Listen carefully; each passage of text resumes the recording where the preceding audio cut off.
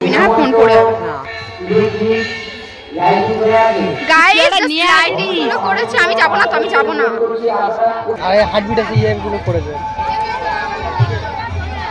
দিদি কি কিনলে? আমি আবার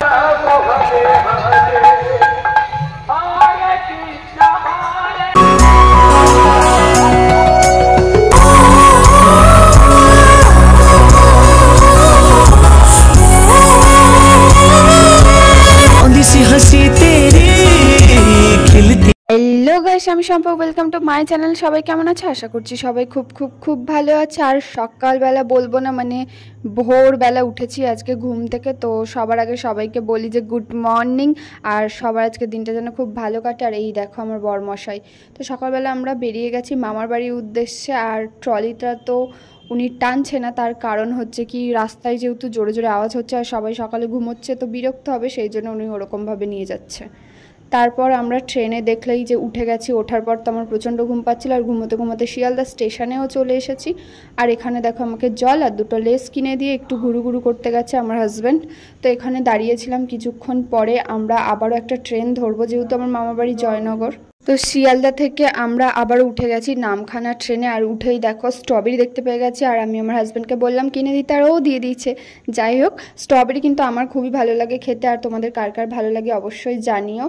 তো এই দেখো আমাদের মুখ চোখের অবস্থা। মাত্র 1 ঘন্টা, মানে শ্বশুরবাড়ি থেকে শিয়ালদা পর্যন্ত আসতে ট্রেনের মধ্যে গরমে এই অবস্থা, না জানি পুরোটা যেতে যেতে আমাদের অবস্থাটা কেমন হবে।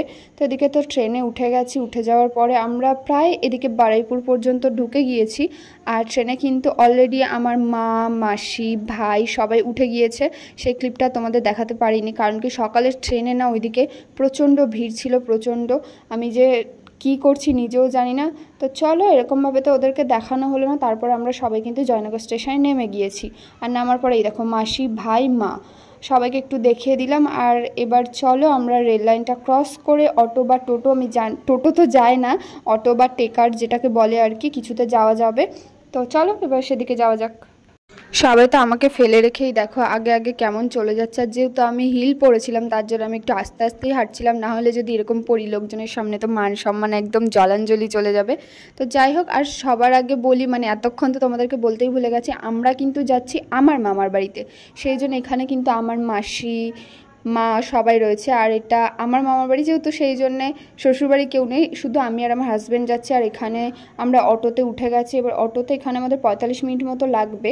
তো 45 মিনিট পর আমরা নেমেও গিয়েছি, মানে মামার বাড়ি যে জায়গাটাতে আমরা আসছি ওটার নাম হচ্ছে ঘটিয়ারান। তো ঘটিয়ারান নেমে গেছি, আর এখান দিয়ে নেব মিষ্টি। আমি এখানে শুধু আমার হাজব্যান্ডকে বলছিলাম যে তুমি তোমার হাতটা সরাও, আমি মিষ্টিগুলো একটু সবাইকে দেখাই, কারণ এখানে এত কালারফুল মিষ্টি ছিল। জাস্ট তোমরা দেখো কালারগুলো, আমি তো জাস্ট দেখে অবাক যে এইরকম কালারফুল মিষ্টি কারা খায় ভাই, মানে এত বাজে টেস্ট এইগুলো। আমি যদিও তেমন কিছু কালারফুল মিষ্টি নিইনি, বাট আমরা এই দোকান থেকে যে রসগোল্লা নিয়ে গেছিলাম পুরো বাজে ছিল, পচা, মানে পচা গন্ধ হয়ে গেছে। কারণ এখানে না মনে হয় যে অত মিষ্টি সেল টেল হয় না, তো সেই জন্য এরকম পচা ছিল। তো বুঝতে তো পারিনি, ওই রকম নিয়ে গেছি। আর আমার হাজব্যান্ড এই বিয়ের পর ফার্স্ট টাইম আমার মামার বাড়িতে গেল, আর ওর না একটা নাম হয়ে গেছে যে জামাই প্রথমবার এসেছে, আর তাও আবার পচা মিষ্টি নিয়ে। সেটা তো অবশ্য আমাদের কোনো দোষ ছিল না। তো আমরা মিষ্টি টিষ্টি নিয়ে আবার টোটোতে উঠে গেছি। এখান থেকেও আমার মামার বাড়ি 20 থেকে 25 মিনিট। এই দেখো আমার মা, মাসি কত মজা করছে। ওরা না ব্লগটাকে খুব ভালোভাবেই নেয়, মানে ওদের খুব ভালো লাগে যে আমি ব্লগ করি। আর চলো, রাস্তাঘাট তো একদমই বাজে, মানে আগে আরও বাজে ছিল, এখন যদিও একটু ভালো হয়ে গিয়েছে। তো চলো যেতে যেতে দেখা যাক যে আর কতটা টাইম লাগে। আর প্রচণ্ড গরম আর প্রচণ্ড রোদ, এখনই এত গরম যে পরে কি হবে আমরা নিজেরাই কেউ জানি না। তো চলো চলে এসেছি দেখো এবার মামার বাড়ির কাছে। আর এখানে দেখো প্যান্ডেলটা এখনও মানে কমপ্লিট হয়নি, করেই যাচ্ছে যেহেতু আজকে থেকে এখানে হরিনাম শুরু, যার জন্য এখানে আসা আমাদের। প্রত্যেক বছর না আমার মামার বাড়ির সামনে এই জায়গাটাতে বিশাল বড় করে হরিনাম হয় পুরো 3 দিন ধরে। আর আমাদের সবথেকে একটা সুবিধা হচ্ছে পুরো মামার বাড়ির সামনে, মানে আমরা বাড়ি থেকে বেরোবো আর তার সামনে পুরো বড় একটা মাঠ, আর মাঠের মধ্যে প্রচুর বড় মেলা বসে। আর এই পুজোটা কিন্তু আমার মামার বাড়ির পুজো বলবো না, এটা পুরো পাড়ার পুজো। আর এই যে টোটোওয়ালাকে টাকা দিচ্ছিলাম, ওনাকে কিন্তু প্রথমেই আমরা বলে এসেছিলাম যে একটু কম নিতে।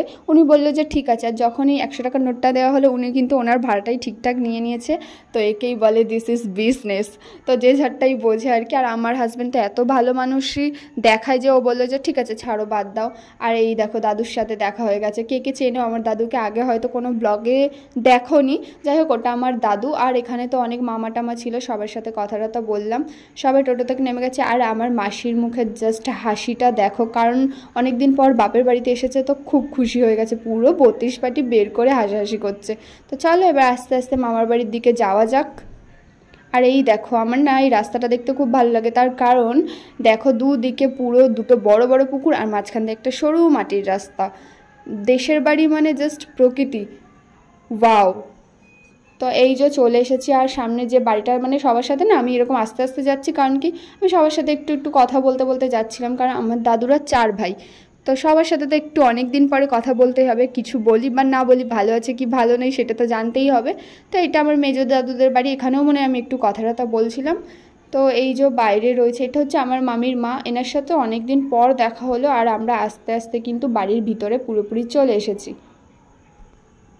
তো সবাই আসার পর মামি এখানে এলো। মামি আসার পর আমার হাজব্যান্ড তো নমস্কার করতে যাচ্ছিল। আর আমরা জানি যে বাঙালিদের মধ্যে মামা আর মামিকে নমস্কার করতে নেই, তো সেই জন্য মামি করতে দিল না। তো কিছুদিন আগে তো আমাদের অ্যানিভার্সারি ছিল, তো তখন ভাই বা মা কেউ আসতেই পারিনি, একটু প্রবলেম হয়ে গিয়েছিল। তো সেই জন্য আমার গিফটটা মার কাছে তোলাই ছিল। মা সবার প্রথমে এসেই আমার গিফটটা আমাকে দেওয়ার জন্য এখানে খুলেছে। আর চলো তোমাদেরকেও দেখাই মা কি গিফট নিয়ে এসেছে। আমি তো যাইনি। এখানে সবাই ড্রেস চেঞ্জ করে নিয়ে একদম স্নান টান করে ফ্রেশ হয়ে নিয়েছে। এবার সবাই এখানে খেতে বসে গিয়েছে। আর এখানে ভাইরা, এই যে এটা আমার মামার ছেলে, ওটা আমার মাসির ছেলে, ওটাও আমার মাসির ছেলে। তো আমার মারা 4 বোন, তো সবাই মোটামুটি চলে এসেছে। আর এবছর না একটু কম হয়ে গিয়েছে, আমার দাদারা কেউ আসতে পারেনি, সবাই খাচ্ছে। আর আমার হাজব্যান্ড তো এত তাড়াতাড়ি খায় না, ও 3টে 4টে না বাঁচলে আর কি দুপুরবেলা ওর খিদে পায় না। তো ওকে ছেড়ে তো আমিও খেতে পারবো না, সেই জন্য আমি এখানে ড্রেস চেঞ্জও করিনি আর খাইও নি। ভাবছি যে একেবারে ড্রেসটা চেঞ্জ করে স্নান করে খেয়ে নেব। যতক্ষণ স্নান করব ততক্ষণ তো এখানে প্রচণ্ড গরম, সেই জন্য ভাবলাম যে এখন থাক, যতটা ঘেমে ঘেমে এসেছি পুরো রাস্তাটাতে, আর যা আরও যত ঘামবো আর কি সেটা এই ড্রেসের মধ্যে হয়ে যাক। তারপর একেবারে স্নান করে ফ্রেশ হয়ে নেব। স্নান করে ফ্রেশ হয়ে খাওয়া দাওয়া করে নিয়েছি। আর এবার চলে এসেছি আমরা কলে জল নিতে। তো এই একটাই কল আছে, এই কলটাতেই আমার মামার বাড়ি পুরো পাড়াটাতে জল নেয়, এমনকি পাশের আশেপাশের পাড়াগুলো থেকেও এখান দিয়ে জল নেয়। তো চলো এখানে আমরা সবাই কি করছি সেটাই তোমাদেরকে একটু দেখাই।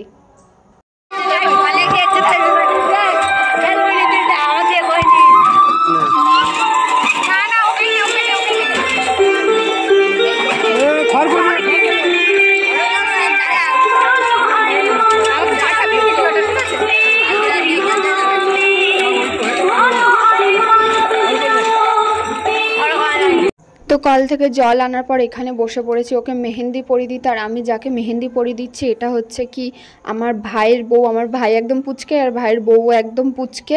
আর এদের বিয়ে কবে হয়েছে জানো? এই যে সবে আমার অ্যানিভার্সারিটা গেল। আর ওদের কিন্তু পরিচয় আর কি, ওদের পরিচয় আমার বিয়েতে এসেই দুজনের সাথে দেখা, তারপর পালিয়ে গিয়ে বিয়ে। মানে পুচকে বয়সে যা হয় আর কি, দেখেছে ভালো লেগেছে, বিয়ে টিয়ে করে নিয়েছে, সংসার কবে বুঝবে জানি না। তো এখানে বসে পড়ছি একটুখানি মেহেন্দি পরাতে।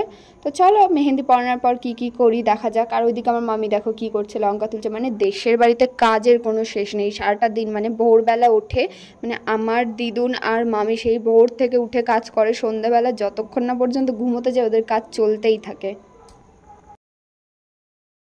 ওকে তো মেহেন্দি করার পর আমি একটু বাড়িতে রেস্ট নিচ্ছিলাম, তার মধ্যে আমার হাজব্যান্ড এবং আমার ভাইরা সবাই মিলে নদীর পাড়ে ঘুরতে চলে গিয়েছে। আর আমাকে তো নিয়েই যায়নি, বেচারা, মানে আমাকে একদম বেচারা বেচারা লাগছে, তো আমাকে ঘরে রেখে দিয়ে চলে গেছে। সন্ধ্যাবেলা সবাই বললো চল একটু বাইরে থেকে ঘুরে আসি। আর বাইরে দেখো লাইটিংগুলো জাস্ট অসাম লাগছে, সুন্দর লাগছে না? এখনও কিন্তু হরিনাম শুরু হয়নি, কারণ এখন 6টা বাজে, 8টা থেকে আই থিঙ্ক শুরু হবে।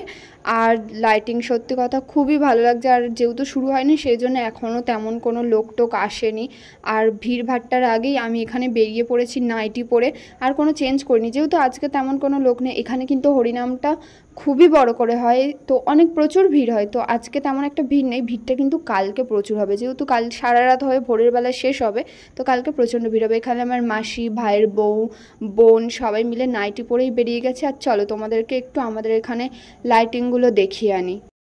দেখো দেখতে দেখতে টাইম হয়ে গেছে, আর ওখানে দেখো যে হরিনামের দলরা সবাই ওই যে মঞ্চের দিকে যাচ্ছে। এখন কিন্তু পাড়ার সবাই হরিনাম করবে 8টা পর্যন্ত, তারপর 8টা থেকে বাইরের দল উঠবে হরিনাম করতে। তো চলো একটু ওই যে ওখানে যে স্টেজটা বানিয়েছে ওখান থেকে একটুখানি ঘুরে আসি। আর এই যে আমার ভাইয়ের বউ আর মাসি গিয়ে ঘুরে এসছে। আমি তো প্রথমে যাবো নাই বলছিলাম, তারপর বোন বললো যে চল দিদি একটুখানি আমরাও যাই। তো চলো ওখান থেকে ঘুরে আসি, তারপর তোমাদেরকে নিয়ে যাব এখানে কেমন লাইটিং করেছে একটু দেখাতে।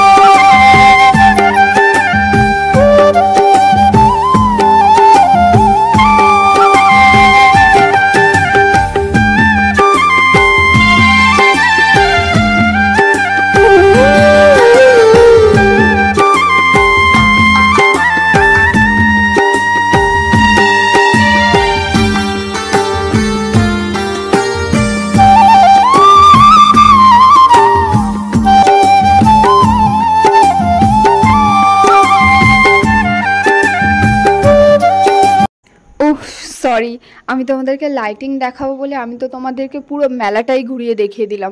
বলো কেমন লাগলো মেলাটা? আজকে যদিও তেমন কিছু বসেনি, বাট কালকে কিন্তু প্রচুর বড় মেলা হবে, আরও অনেক কিছু বসবে। তো চলো, আর কিন্তু তোমাদেরকে এইভাবে আমি ঠকাবো না আর কি। তো চলো এবার কিন্তু সত্যি সত্যি তোমাদেরকে লাইটিং দেখাতেই নিয়ে যাব। তো আস্তে আস্তে মেলার বাইরে যাই, আর চলো তোমরা বলো যে কেমন হয়েছে লাইটিং।